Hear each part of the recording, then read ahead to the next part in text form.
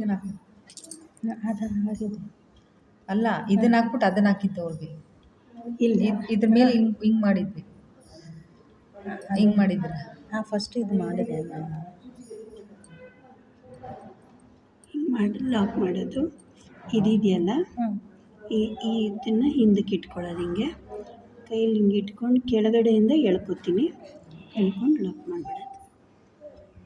ಇದು ಬರೀ back lock ಅಂತ ಅಷ್ಟೇ. ತಿರ್ಗಾ ತಗೊಳ್ಳಿ.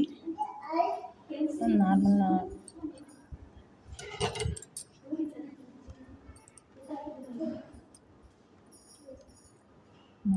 ಇದೆ.